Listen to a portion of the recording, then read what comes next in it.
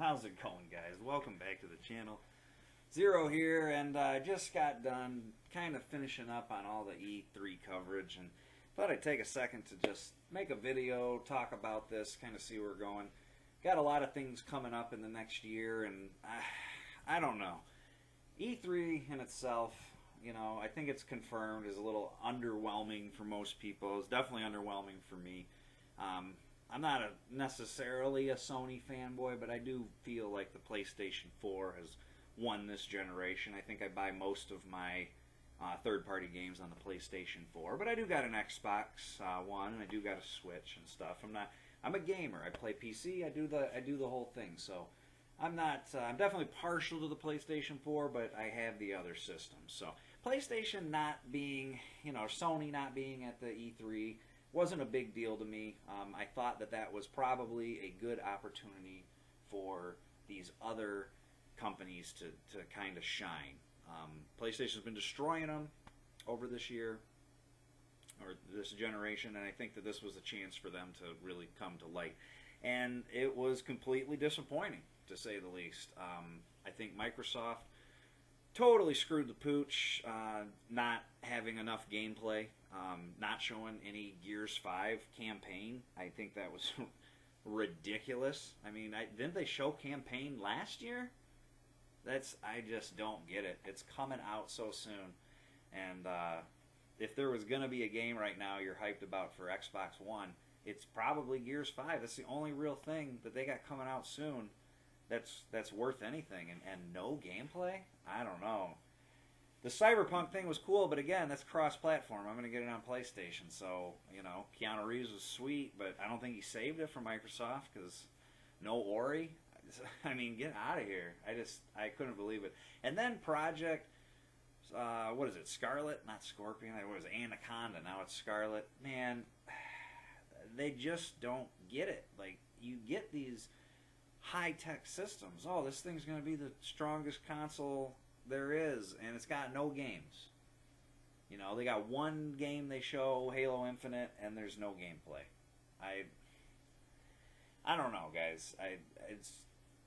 It's pretty clear to me that PS5, I don't know how they're gonna not do it, but PlayStation 5 is already won the next generation. The fact that it's backwards compatible with my giant library of PlayStation 4 games, right? And there's so many people like me, because we know that system sold like crazy, that so many people have a big PlayStation 4 library. They're going to get a PlayStation 5 automatically. You don't have to have any games on the PlayStation 5. I already got a whole library of games that's going to work on that system. And though, Sony's going to come out with exclusives for it, because they already said it. That's all we're going to work on. It's these single-player exclusives. So, I just don't see how Microsoft's going to do it. They open it up now where I can play all the Microsoft games on my PC. So they're really kind of pushing this console to people that just don't have a PC, that can't afford to get a PC. Kind of crazy.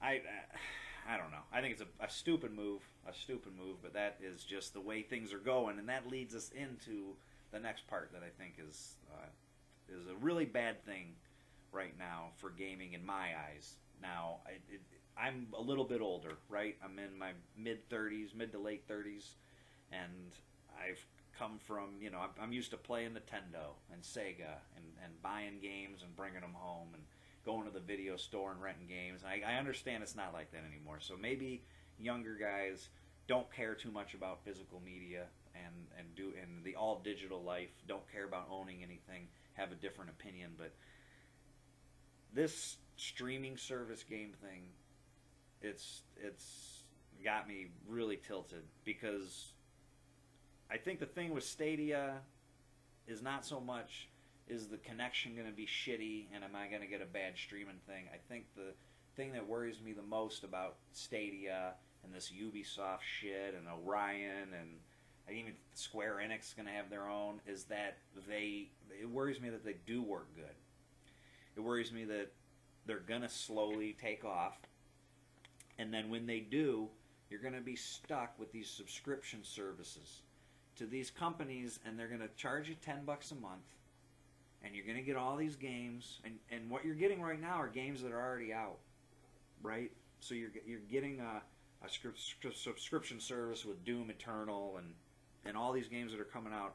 Oh, and it's going to be great, and you're going to stream them, and low monthly fee a month. But over time, what you're going to see is the games are going to just start popping out left and right, and they're going to be very low quality shit games, and there's going to be a shit ton of them.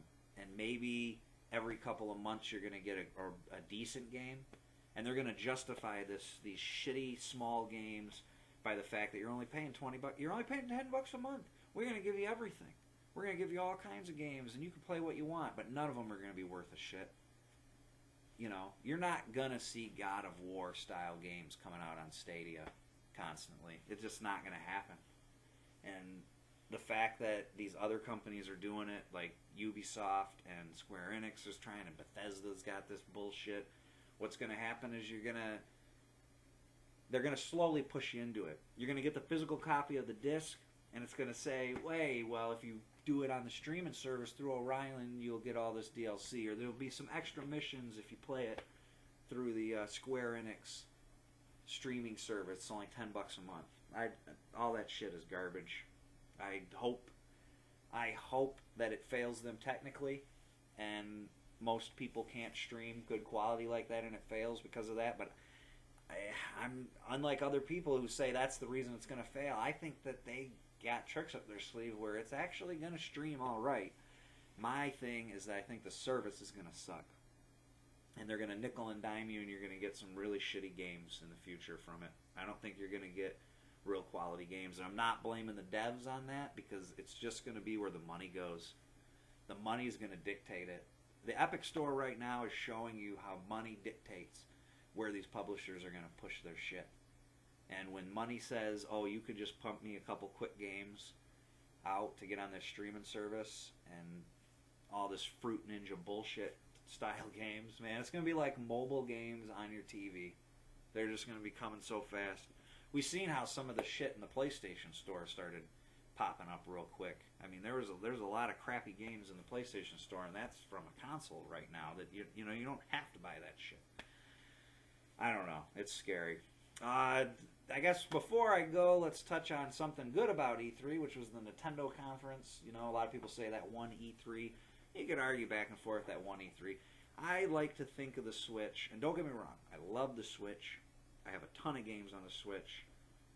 I actually got some game, like Doom and Diablo 3. I bought those on the Switch. I already own them on PlayStation. Skyrim, Dark Souls. I already own them on PlayStation, but I got them on the Switch. The Switch is like a complementary system to a gamer who already has some other options. I think there's no reason to necessarily be hyped up about the Switch unless that's the only system you have. But since I have a couple more, it's kind of, I don't know. If again, the Switch conference was the best of E3. You know, we got the what did they have that was really good? Breath of the Wild sequel. That's cool. That was a great way to end it. There was a couple other good games on the Switch. I think the main thing, Witcher 3. I don't know about that. A lot of people are toting that, but I think $60 for Witcher 3 on the Switch is a bit ridiculous. If they said $39, I'd be all over it. I don't know why they decided to go 60. I think it's probably to do with the fact they're giving you a couple physical items and stuff in there, and that's why. You could argue the DLC, but shit, that's at this point now you can get The Witcher for dirt cheap and play in a much high quality setting on any other system. So the only reason that you're going to have The Witcher 3 on the Switch is to say that you're playing it portably, which is pretty much like any third-party game on the Switch, is to say you're playing it in bed or on the shitter. But the quality, I just don't get, man, $60. It's a little hard fetch, man. I'm most hyped for probably Link's Awakening. I think that is probably the next game that I'm really gonna cop on the Switch, besides small ones. I'm Curse of the Moon and Bloodstain. I'm grab those. I think I'm gonna pick up Hollow Knight now. It's so cheap. And get that digitally too. It's again, the physical copy of Hollow Knight is even so much. I don't, guys. I don't know. The Switch to me, like I said, it's like a complementary system to my gaming mess. I'll collect games for it. I love the little cartridges and everything. My kids play the shit out of it, so it's worth having. It's definitely worth having. But I could see how that would win E3 for you because the rest of the conference was fucking terrible. It really was. But to me, the winner, PlayStation. Sony won E3 without even going there because they gave everybody a chance to show them up. They basically put their feet up on the table and said, we're already running the show. We are pretty confident that people are going to buy a PlayStation 5 just off the fact that PlayStation 4 has run this fucking generation like a boss. And so we're not even going to go. We're not going to waste money on it. And they're going to end up start showing their thing through these little play events they got going, and we're going to see stuff come out, and it's not going to cost them anything. And they did. They schooled everybody again. Because I think everybody played their cards wrong this E3. Most people are saying it was a bad one, and I got to agree. I don't know, guys. I haven't done one of these videos in a while, so I thought I would. Let me know what you think in the comments, and I'll see you on the next one, guys. This is Zero, and I'm out.